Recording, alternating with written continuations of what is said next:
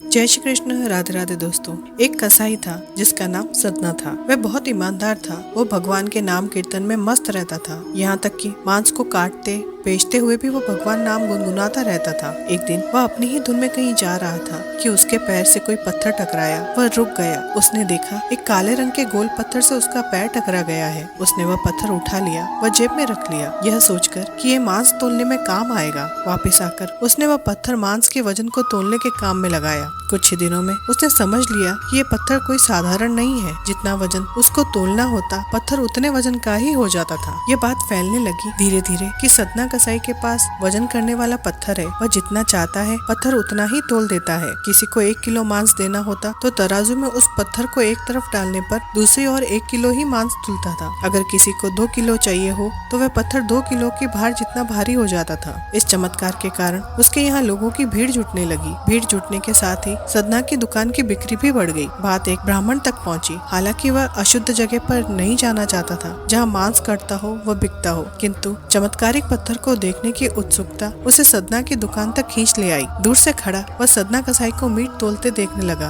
उसने देखा कि कैसे वह पत्थर हर प्रकार को वजन को बराबर तोल रहा है। ध्यान से देखने पर उसके शरीर के रोए खड़े हो गए। भीड़ से छटने के बाद ब्राह्मण सदना कसाई के पास गया। ब्राह्मण को अपनी दुकान में आया देखकर सदना कसाई प्रसन्न भी हुआ और आश्चर्यचकित भी। बड़ी नम्रता से सदना ने ब्राह्मण को बैठने के लिए स्थान दिया और पूछा कि वह उनकी क्या सेवा कर सकता है। ब्राह्मण बोला, तुम्हारे इस चमत्कारिक पत्थर को देखने के लिए ही मैं तुम्हारी दुकान पर आया हूँ, या यूँ कहें कि ये चमत्कारिक पत्थर ही मुझे यहाँ खींचकर तुम्हारी दुकान पर ले आया है। बातों ही बातों में उन्होंने सदना कसाई को बताया कि जिसे पत्थर समझकर वो मांस तोल रहा है, वास्तव में वो शालिग्राम जी है, जो कि भगवान का स्वरूप होता है। शालिग्राम जी को इस तरह गले कटे मांस के बीच में रखना व उनसे मांस तोलना बहुत बड़ा पाप है। सदना बड़ी ही सरल प्रकृति का भक्त था। ब्राह्मण की बात सुनकर उसे लगा कि अनजाने में मैं बहुत बड़ा पाप कर रहा हूँ। विनय करके सदना ने वह शालिग्राम उन ब्राह्मण को दे दिया और कहा कि आप तो ब्राह्मण हैं, अतः आप ही इनकी सेवा करें, इन्हें प्रसन्न करें। मेरे योग्य कुछ सेवा हो तो मुझे अवश्य बताएं। ब्राह्मण उस शालिग्राम जी को लेकर बहुत ही सम्मान के साथ में घर ले आए।